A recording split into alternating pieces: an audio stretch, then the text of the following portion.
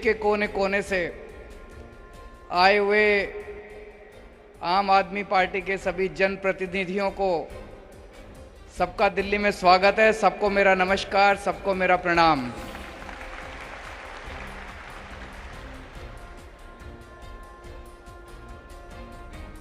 दस साल पहले जब पार्टी बनी थी तो सोचा नहीं था कि इतनी जल्दी समय आएगा जब कोने कोने में हमारे इतने जनप्रतिनिधि हो जाएंगे कि एक दिन दिल्ली का इंदिरा गांधी नेशनल स्टेडियम भर जाएगा उनके सबसे।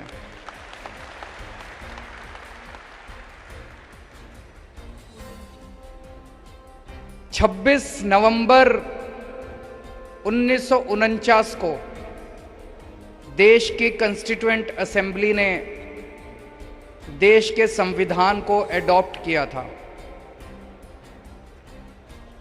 हमारे देश की कॉन्स्टिट्यूएंट असेंबली बनी थी, उसने कई महीनों तक काम करने के बाद देश का संविधान बनाया और 26 नवंबर 1949 को देश का संविधान एडॉप्ट किया गया। अगले 60 साल में इन पार्टियों और इन नेताओं ने मिलकर उस संविधान के चीथड़े चीथड़े उड़ा दिए। उसकी बेइज्जती करने की, उसके चीथड़े उड़ाने में कोई कसर नहीं छोड़ी इन पार्टियों और नेताओं ने। तो फिर भगवान को बीच में आना पड़ा और ठीक 63 साल बाद 26 नवंबर 2012 को आम आदमी पार्टी बनी इस देश के संविधान को बचाने के लिए।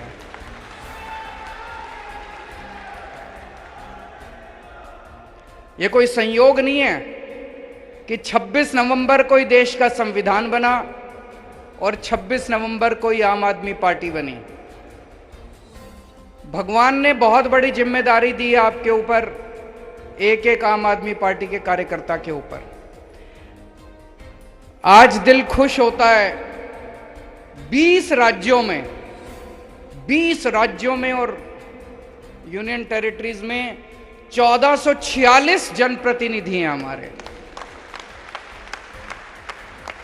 जैसा इन्होंने पंजाब, छत्तीसगढ़, गुजरात, उत्तर प्रदेश, मध्य प्रदेश, जम्मू कश्मीर, हरियाणा, बिहार, दिल्ली, महाराष्ट्र, उड़ीसा, चंडीगढ़, हिमाचल प्रदेश, असम, झारखंड, राजस्थान, तमिलनाडु, उत्तराखंड, कर्नाटक, गोवा, इनमें हमारे एमएलए हैं, एमपी हैं, पंचायत के अंदर हैं, मेयर हैं, डिप्टी मेयर हैं, जिला पंचायत में हैं, ऊपर से लेके नीचे तक, और 2 मुख्यमंत्री हैं।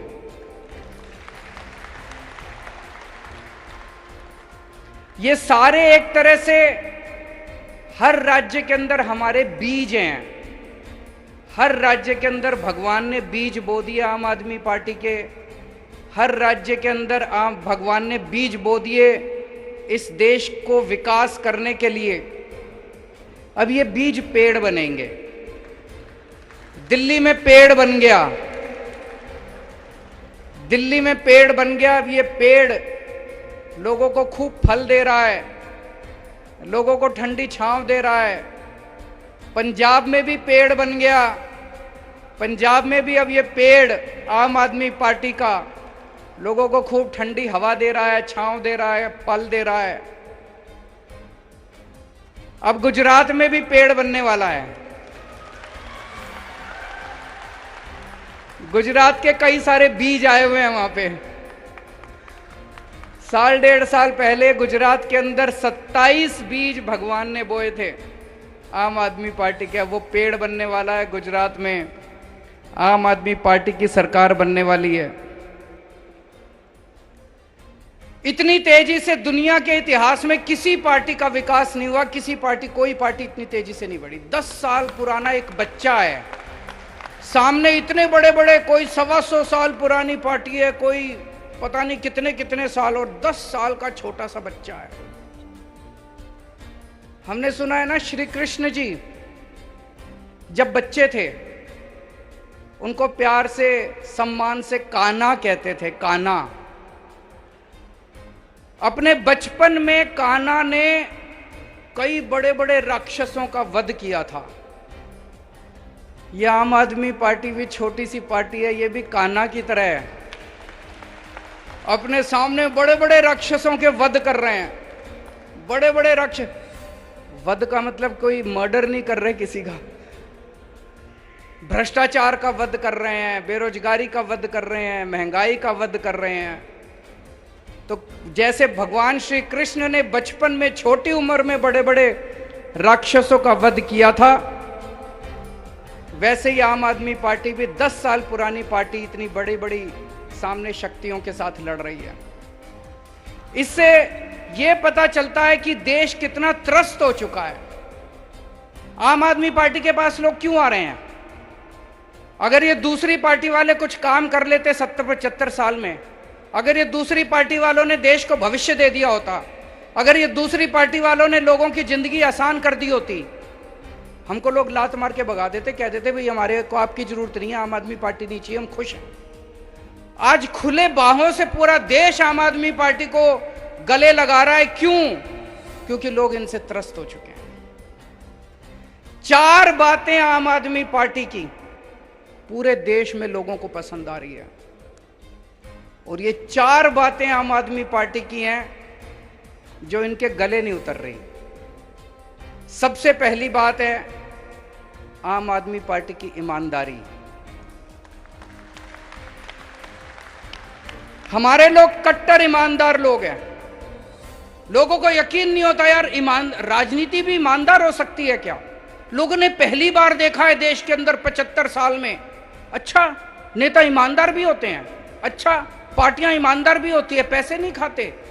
पहली बार लोग देख रहे हैं कि ईमानदार राजनीति आ रही है। इसलिए बार बार कहते हैं, पहले कीचड़ फेंकेंगे, फिर कहेंगे अपने आप को ईमानदार कहने वाला अरविंद केजरीवाल। तो ये भी कहते हैं कि केजरीवाल ईमानदार है। तो एक है ईमानदार राजनीति, इनसे संभल नहीं रही है ईमानदार राजनीति, और देश के लोगों को बड़ी पसंद आ रही है। ये कितना भी कीचड़ फेंके, लोगों को यकीन ही नहीं हो रहा। पूरे देश में सब कहते हैं यार ये तो झूठ बोल रहे हैं। दूसरी चीज है शिक्षा। शिक्षा के ऊपर जो हमने काम किया, आज तक ये नेता, इन्होंने कभी स्कूल की तरफ आंख उठा के नहीं देखी थी। और इनमें से कई नेता तो ऐसे जो बचपन में भी स्कूल नहीं गए थे। अब मुझे बड़ा अच्छा लगा, गुजरात के अंदर इनके एक देश के बहुत बड़े नेता 4 स्कूलों का उद्घाटन करने के लिए दिल्ली से गए थे। स्कूलों की बात करनी पड़ रही है इन लोगों को, इनको अच्छा नहीं लग रहा। इन्होंने कभी जिंदगी में स्कूलों की बात नहीं करी। तीसरी, और लोगों को बड़ी पसंद आ रही है। जनता क्या चाहती है यार? जनता यही तो चाहती है हमारे बच्चों को अच्छी शिक्षा मिल जाए, हमारे बच्चे बड़े होकर कुछ बन जाएं। तीसरी चीज है स्वास्थ्य सेवाएं। पूरे देश के अंदर चर्चा हो रही है आज मोहल्ला क्लिनिक की, दुनिया के अंदर चर्चा हो रही है मोहल्ला क्लिनिक की, दिल्ली के शानदार अस्पतालों की। दिल्ली में सबका इलाज मुफ्त कर दिया। ये भी इनसे, अभी इनके एक और मुख्यमंत्री हैं, पहली बार मैंने उनके मुंह से सुना, मेरे को स्कूल और अस्पताल बड़े अच्छे लगते हैं, मैं जब भी जाता हूं किसी जिले में मैं स्कूल और अस्पताल में जरूर जाता हूं। पहले तो नहीं गए कभी, अब जाना पड़ रहा है तुम लोगों को। और चौथी चीज है फ्रीबी। ये भी भारत की राजनीति में आम आदमी पार्टी ने फ्री भी इंट्रोड्यूस किया है, फ्री की रेवड़ी। ये इनसे ना रेवड़ी खाते बन रही है, ना रेवड़ी उगलते बन रही है। कहते हैं ये 4 चीजें हैं, ईमानदार राजनीति, शिक्षा, स्वास्थ्य, फ्रीबी। कहते हैं फ्रीबी करने से सरकार घाटे में चली जाएगी, जनता को फ्री की सुविधाएं नहीं मिलनी चाहिए। गुजरात पे 3.5 लाख करोड़ रुपए का कर्जा है। गुजरात सरकार ने तो आज तक कुछ भी फ्री नहीं दिया, फिर ये कर्जा कहां से चढ़ गया जी? फिर तो कर्जा नहीं चढ़ना चाहिए था, उन्होंने तो कुछ भी नहीं दिया फ्री में, तो ये कर्जा कहां से चढ़ गया? सारा पैसा लूट के खा गए, इसलिए कर्जा चढ़ गया। कर्जा फ्रीबी से नहीं चढ़ता, कर्जा लूटने से चढ़ता है। पंजाब के ऊपर अभी हमने सरकार संभाली है, 3.5 लाख करोड़ का कर्जा है। पंजाब को तो कुछ नहीं दिया था पिछली सरकारों ने फ्री में, फिर यह कर्जा कहां से चढ़ गया? देश की हर सरकार के ऊपर लाखों करोड़ों का कर्जा है, उन्होंने तो कुछ भी नहीं दिया था फ्री में, फिर यह कर्जा कहां से चढ़ गया? और दिल्ली वालों को सब कुछ फ्री में मिल रहा है, फिर भी कर्जा नहीं है दिल्ली सरकार के ऊपर।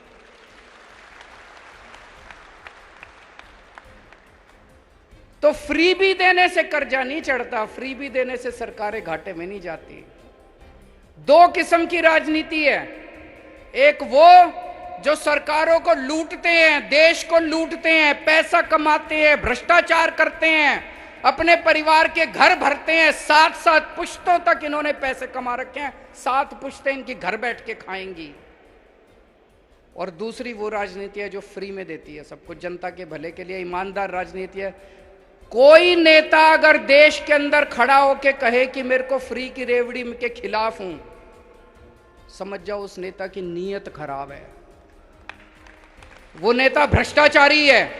कोई नेता अगर देश में देखो कि वो कह रहा है फ्री की रेवड़ी खराब है, जनता को फ्री की सुविधाएं नहीं मिलनी चाहिए, सरकार घाटे में चली जाएगी, समझ जाओ उसकी नीयत खराब है। वो अपने दोस्तों के कर्जे माफ करना चाहता है, अपने परिवार के घर भरना चाहता है, जनता को लूटना चाहता है, एमएलए खरीदना चाहता है, वो देश का बेड़ा गर्क करना चाहता है। ये एक आज टेस्ट लेके चले जाना, जो नेता कहे जनता को फ्री की सुविधाएं मिलनी चाहिए वो नेता ईमानदार, जो नेता कहे जनता को फ्री की सुविधाएं नहीं मिलनी चाहिए वो नेता बेईमान और भ्रष्टाचारी और गद्दार।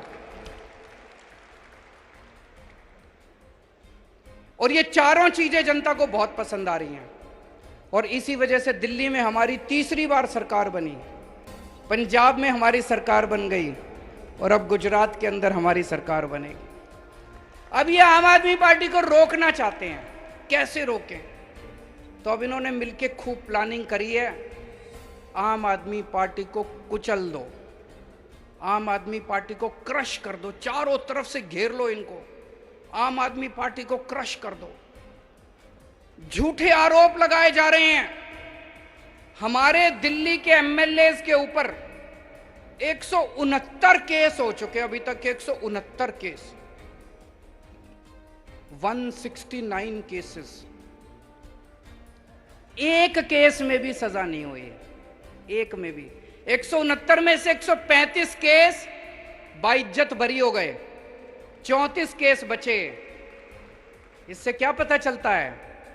ये लड़ाई भ्रष्टाचार के खिलाफ नहीं लड़ रहे, ये आम आदमी पार्टी को कुचलने की साजिश कर रहे हैं।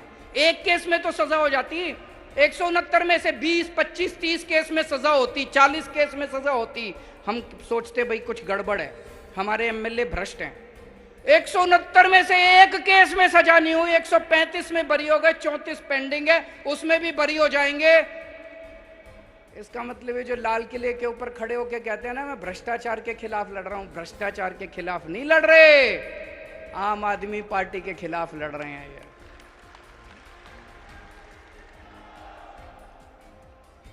सतिंदर जैन जी किसी और देश में होते ना, उनको भारत रत्न दे देते। उस आदमी ने मोहल्ला क्लिनिक दिया इस देश को, जिसकी पूरी दुनिया में चर्चा है। यूएन के सेक्रेटरी जनरल ने आके कहा कि मोहल्ला क्लिनिक सारी दुनिया को अपनाना चाहिए। उस आदमी ने फ्री बिजली का इजाद किया, उसी ने निकाला आइडिया कि बिजली फ्री भी दी जा सकती है। उस आदमी ने पूरी दिल्ली को फ्री इलाज दिया। आज दिल्ली के अंदर जो हर आदमी को फ्री इलाज मिल रहा है उसकी वजह से मिल रहा है। उसको 3 महीने से इन्होंने जेल में डाला हुआ है, और अभी पिछले 3 सुनवाई से जज बार बार पूछ रही है सीबीआई वालों से, ईडी वालों से, भाई कोई सबूत तो दिखा दो, इसका कसूर क्या है? पढ़ा होगा आपने अखबारों में। जज ने 3 हेयरिंग में पूछा कि कोई तो सबूत दे दो, एक तो सबूत दे दो इसके खिलाफ। वो एक भी सबूत केंद्र सरकार नहीं दे पाई। तो 3 हेयरिंग के बाद केंद्र सरकार आके कहती है ये जज अच्छा नहीं है, जज बदलो। शर्म की बात है, ये हो क्या रहा है इस देश, ये देश के अंदर हो क्या रहा है? कहते हैं जज अच्छा नहीं है, जज बदलो। और अब इन्होंने एक और नया पैंतरा शुरू कर दिया। सतिंदर जैन के घर रेड मारी, कुछ नहीं मिला। उसी दिन इन्होंने किसी और ज्वेलर के यहां रेड मारी, उसके यहां कैश मिला। बोले सतिंदर जैन के सहयोगी के यहां कैश मिला। रे काहे का सहयोगी? कोई जान ना पहचान किसी अरे गहरे के यहां रेड मार देते हो। अब कह रहे हैं मनीष के साथ भी यूं ही करेंगे। मनीष के यहां कुछ नहीं मिला इनको। मनीष के घर रेड मारी, बोले 144 करोड़ रुपए खा गया, कोई बोला 1000 करोड़ रुपए खा गया। कपड़े देख लो इसके।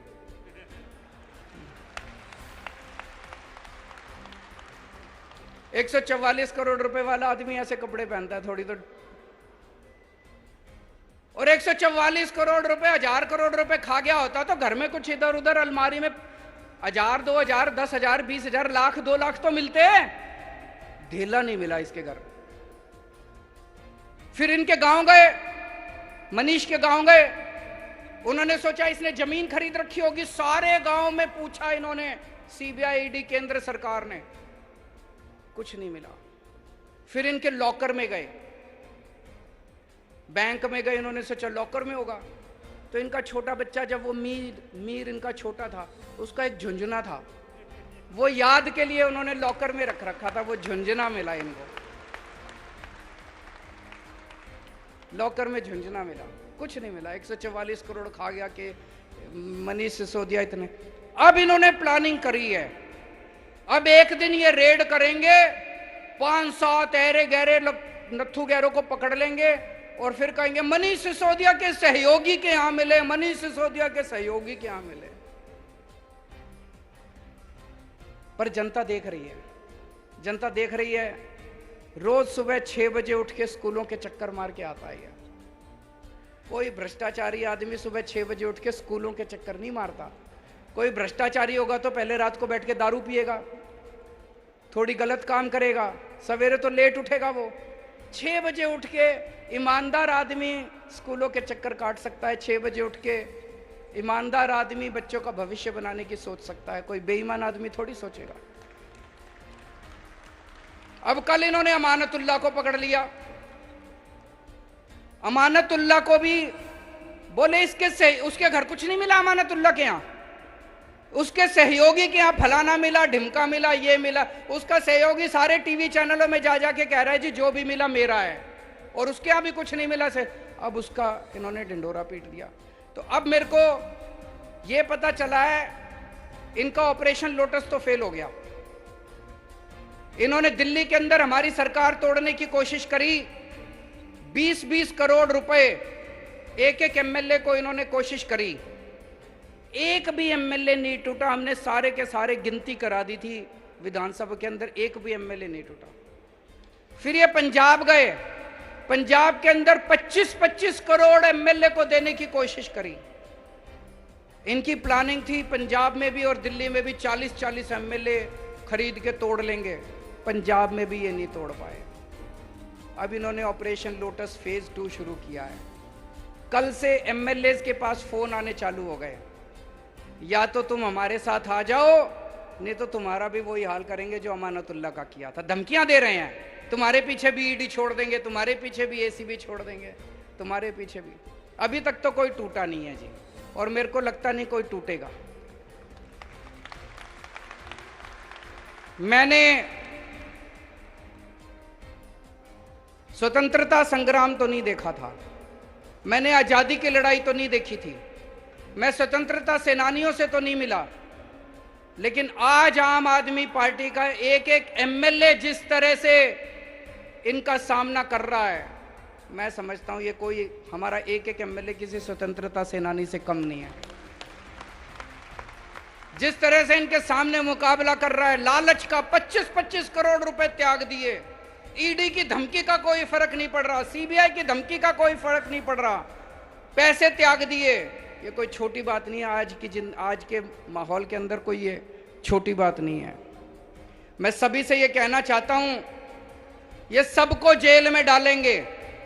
सतिंदर को डाल दिया, अमानतुल्लाह को डाल दिया, मनीष सिसोदिया को डालने की तैयारी चल रही है। इसके बाद कैलाश गहलोत का नंबर है, उसके यहां भी रेड होने वाली है। कई एमएलए जेल जाएंगे। एक चीज बस ध्यान रखना, 3 से 4 महीने जेल जाने के लिए तैयारी कर लो, फिर ये आपका कुछ नहीं बिगाड़ सकते। अपने अपने घर में बोल दो।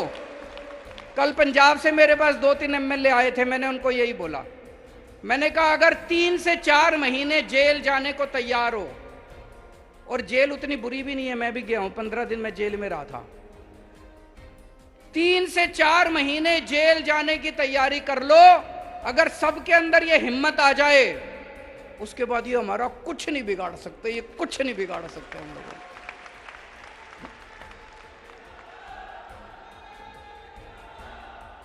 इन्होंने अभी तक पूरे देश में 285 एमएलए खरीदे हैं, 285 एमएलए। कोई कहता है 50 करोड़ दिए, कोई कहता है 40 करोड़, कोई 25 करोड़। कम से कम 7 से 8 हजार करोड़ रुपए इन्होंने एमएलए खरीदने में खर्च कर दिए। 7 से 8 हजार करोड़ कहां से आया इतना पैसा?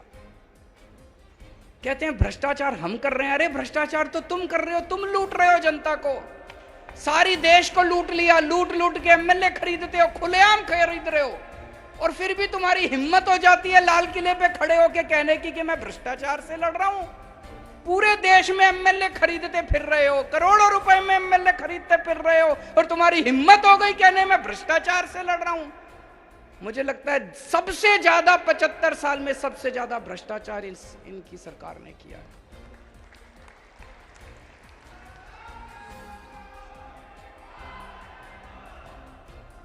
आजकल ये मीडिया को भी खूब धमकियां दे रहे हैं।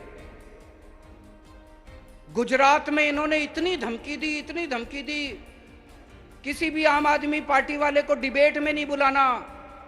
शाम को डिबेट होता है, डिबेट में चर्चा होती है कि मनीष सिसोदिया ने भ्रष्टाचार किया कि नहीं किया, और उसमें आम आदमी पार्टी वालों को नहीं बुलाते। कांग्रेस और बीजेपी वाले आपस में बैठ के चर्चा करते हैं। ये कैसे हो सकता है? ऐसे धमकियां दे रखी हैं वहां पे। गुजरात में किसी अखबार में हमारा कुछ नहीं छपता, और फिर भी गुजरात के अंदर बल्ले बल्ले हो रही है, चारों तरफ आम आदमी पार्टी की चर्चा हो रही है, सोशल मीडिया से। सोशल मीडिया से प्रधानमंत्री के दफ्तर में एक सज्जन काम करते हैं, मीडिया एडवाइजर हैं शायद, हिरेन जोशी जी, मीडिया एडवाइजर। हिरेन जोशी जी हैं, एक मीडिया एडवाइजर हैं प्रधानमंत्री के। मेरे को कई एडिटर्स दिखा रहे थे, बड़े बड़े चैनलों के, हमारे देश के बड़े बड़े चैनलों के मालिक, उनके एडिटर्स, उनको क्या गंदी गंदी गालियां लिख के भेजते हैं वो। केजरीवाल को दिखाया तो ये कर देंगे, केजरीवाल को दिखाया तो वो कर देंगे, आम आदमी पार्टी को दिखाने की जरूरत नहीं है, आप अपने चैनल का दुरुपयोग कर रहे हो, हम तुम्हारा ये कर देंगे, वो कर देंगे, फलाना कर। क्या धमकियां दे रहे हैं वो? ऐसे देश चलाएंगे? ऐसे धमकियां देंगे? फिर फोन कर करके धमकियां देते हैं। मैं आज यहां से हिरेन जोशी जी को एक ही चीज कहना चाहता हूं, अगर किसी ने आपके स्क्रीनशॉट जो आप इनको मैसेज भेज रहे हो, इन्होंने सोशल मीडिया में डाल दिए, आप भी और प्रधानमंत्री जी शक्ल दिखाने लायक नहीं बचोगे इस देश के अंदर। और ये जो आप धमकियां देते हो ना, कईयों ने रिकॉर्डिंग करके रख रखी है आपकी, अगर किसी दिन किसी ने आपकी रिकॉर्डिंग सोशल मीडिया में डाल दी, शक्ल दिखाने लायक नहीं बचोगे। बंद करो ये गंदगी, बंद करो इस तरह से मीडिया को धमकाना। और अब केवल मीडिया के भरोसे नहीं रहा, देश ने सोशल मीडिया के ऊपर, जनता अब सोशल मीडिया के ऊपर आ गई है। सोशल मीडिया के जरिए ऐसे देश आगे नहीं बढ़ेगा दोस्तों। हम सबको मिलके भारत को दुनिया का नंबर 1 देश बनाना है। बनाना है कि नहीं बनाना है? भारत दुनिया का नंबर 1 देश केवल भाषणबाजी करने से नहीं बनेगा। विदेशों में भाषण करके आ जाओ और कह दो हम विश्व गुरु बन गए, ऐसे विश्व गुरु नहीं बनेगा। एक एक बच्चे को अच्छी शिक्षा देनी पड़ेगी, तब भारत दुनिया का नंबर 1 देश बनेगा। भारत को दुनिया का नंबर 1 देश कोई एक आदमी नहीं बनाएगा। जब इस देश का एक एक बच्चा अच्छी शिक्षा पाएगा, तभी भारत दुनिया का नंबर 1 देश बनेगा। मेहनत करनी पड़ेगी उसके लिए, मेहनत करनी पड़ेगी उसके लिए। अभी प्रधानमंत्री जी ने ऐलान किया कि 14,500 सरकारी स्कूल ठीक करेंगे। बहुत अच्छी बात है, मैंने बधाई दी उनको। पर 5 साल में 14,500 सरकारी स्कूल ठीक करोगे। देश में 10.5 लाख सरकारी स्कूल हैं। सारे स्कूल ठीक करते करते तो 500 साल लग जाएंगे। अब ये देश रुकने को तैयार नहीं है, देश बेचैन है, देश बहुत बेचैन हो रहा है। 5 साल में सारे सरकारी स्कूल ठीक करने हैं। देश मांग कर रहा है कि अगर दिल्ली के सारे सरकारी स्कूल 5 साल में ठीक हो सकते हैं, अगर पंजाब के सारे स्कूल 5 साल में हम ठीक करके दिखाएंगे, तो पूरे देश के सारे सरकारी स्कूल 5 साल के अंदर ठीक हो सकते हैं। पैसा है, पैसा है, पैसे की लूट बंद करो, पैसे की लूट बंद होगी, सारे सरकारी स्कूल ठीक हो जाएंगे। और अगर सारे सरकारी स्कूल ठीक हो गए तो भाई साहब एक एक बच्चा मेरे देश का कोई इंजीनियर बनेगा, कोई वकील बनेगा और अपने घर की गरीबी दूर करेगा। 5 साल के अंदर हम देश की गरीबी दूर कर सकते हैं। दूसरी चीज, अगर अपने को भारत को दुनिया का नंबर 1 देश बनाना है, हमें अपने सारे लोगों के लिए अच्छा और फ्री के इलाज का इंतजाम करना पड़ेगा। खूब अस्पताल बनाने पड़ेंगे, सरकारी अस्पताल अच्छे करने पड़ेंगे, सबके लिए, चाहे अमीर हो चाहे गरीब हो, अच्छे इलाज का इंतजाम करना पड़ेगा। करना पड़ेगा कि नहीं करना पड़ेगा? तीसरी चीज, हर बच्चे के पास रोजगार होना चाहिए। बेरोजगारों की सेना से भारत दुनिया का नंबर 1 देश नहीं बन सकता। हर बच्चा रोजगार के साथ हो, उसकी भी पूरी प्लानिंग हम लोगों ने की हुई है। चौथी चीज, महिलाओं को सुरक्षा मिले और महिलाओं को बराबरी का अधिकार मिलना चाहिए। अगर महिलाएं हमारे साथ कंधे से कंधा मिला के नहीं चलेंगी तो भारत दुनिया का नंबर 1 देश नहीं बन सकता। 5वीं चीज, किसानों को अपनी फसलों का पूरा दाम मिलना शुरू हो जाए।